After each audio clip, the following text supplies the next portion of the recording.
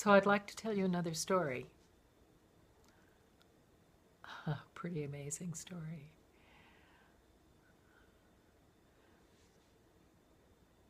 In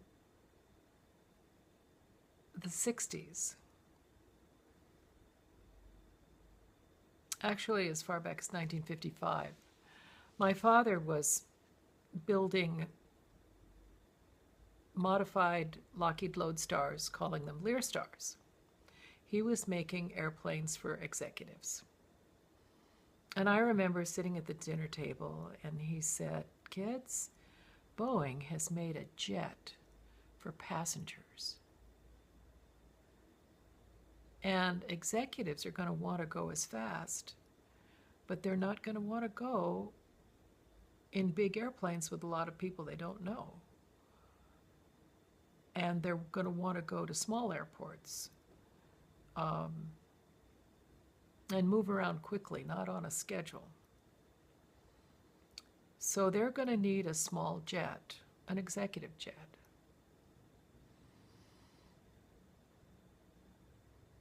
And I'm going to have to do it because Boeing is making the big airplanes. Cessna, they're too small. Beechcraft, they don't have, they've got a lot of bureaucracy. It's too cumbersome for them to do it. I'm going to have to do it. And so he sold all his businesses, sold all his stock, and we were in Switzerland at the time. And he started manufacturing the airplane in Altenrhein, Switzerland, where the Swiss had made a short runway, a jet that could land on short runways and get up out of the Alps to go to another runway somewhere in the Alps. So it was short takeoff and landing jet. It was called the P-16. And so with the help of Gordon,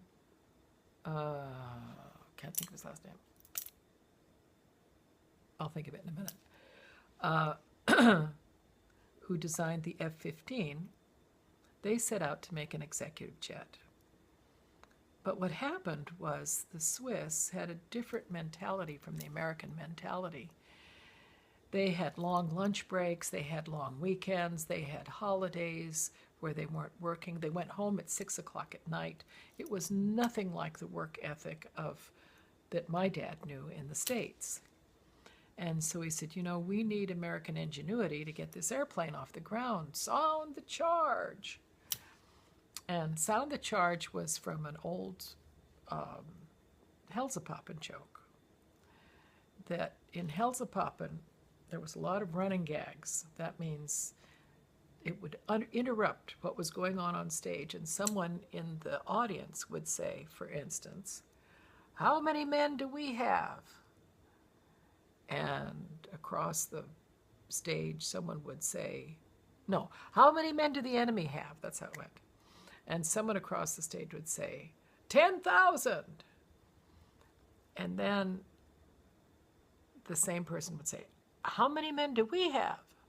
And then he would hear, 2 old men and a bugler. And so then you'd hear, "Sound the charge." So "Sound the charge" was what my father had as his motto, because it was a little business guy against the huge establishment. And so we moved all of the Swiss production line tooling back to Wichita, Kansas. And the people in Wichita, Kansas, the aerospace industry had kind of shut down at that time. And a lot of people were out of jobs, so it was great for Wichita for us to move there. And the city fathers floated a bond and built Dad a hangar, manufacturing place right on the runway at Wichita Airport. And the Learjet building began going forward there. And so when they had to test, they had to get FAA certification for the airplanes so that they could sell them. And by this time, Dad had like 120 people working for him. And the payroll was huge. The overhead was unbelievable. But the FAA people really didn't care. And they were taking their time from one test to another. And they'd take these long flights burning up jet fuel. And so my dad mortgaged the house, borrowed on his life insurance policy. He was hocked up to the gills.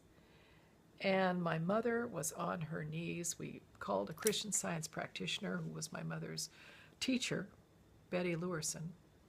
So they were praying. And one day, the FAA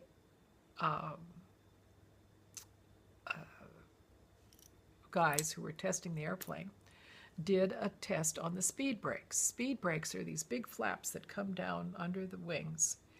And boy, they make the airplane just stop and land fast.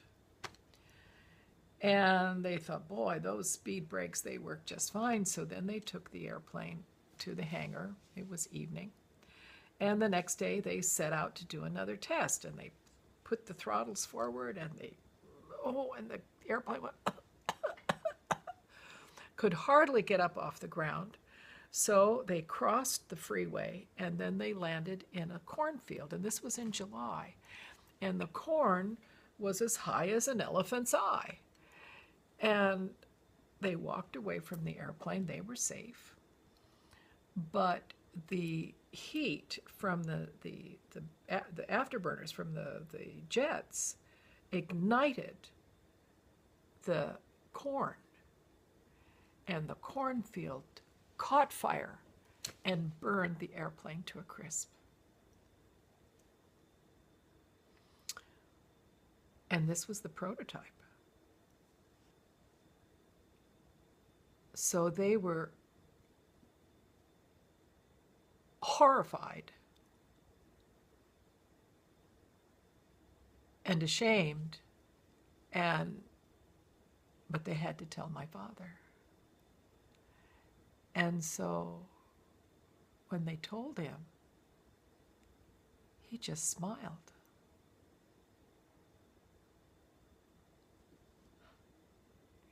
He had insured that airplane, which was made with the Swiss metric system that never could be certified for for sale for America because it wasn't with inches, made with inches. And he had insured it for $600,000. That was the retail price for the airplane. So in 3 days, he had a check in his hand that allowed them to go forward. And he called Barry Goldwater and he said, God damn it, you get your guys to finish this program of certification because I can't sell airplanes. And Dad very wisely had made the tooling and had airplanes coming down the line ready to sell. But he couldn't sell them until he got the certification. So then he had the idea to tell his boys, all right, listen, here's what you do. You tell those FAA guys to get there at 8 o'clock in the morning, and then you stall them until about 4:30 in the afternoon for the test. So they go home at 5. So they'll go up, do the test, come back, clock out, and that way we'll use just a little bit of fuel, and we'll get this thing done more quickly. And so that's how it happened. And the amazing thing, what happens very often in prayer is that those FAA people were completely oblivious to the fact that they had forgotten to put the speed brakes back to the normal position. They had taken off the airplane with the speed brakes down, which gives you an idea of how great the airplane was that it could get off the ground in the first place. But so often that sort of thing happens when you're praying unbelievable things happen for good. And that reminds me, one time when I was in Switzerland, my first husband needed to get 3 million lira across the border from Switzerland to Italy. And it was against the law to do that. You could not transfer funds across the border. And he said, "You're going to Italy, Shanda, so you take it." And I said, "I'm not going to do that. That's against the law. And I don't lie. That's against my belief system. I will not lie." Oh, he was so angry at me, and I just had to get this money across the border. And he said, "Well, you have to do it. So here." So he handed me this big package of lira. And I had a little purse, a little white straw bag, or I think it was a black straw bag, that had a chain, little oval straw bag, and the money stuck out the side of it. You could see the money stick out. And so on the way down, I was praying and saying, I have no idea what to do or why I'm doing this in the first place, but I sure as heck am not going to lie. If they ask me if I have money, I'm going to tell them I have money. And I was thinking, 3 million lira, that's about $3,000. So I get to the border, and the doganiere, the customs official, says, "Do you have any money to declare?" And I says, "Yeah, I got 3,000 lira."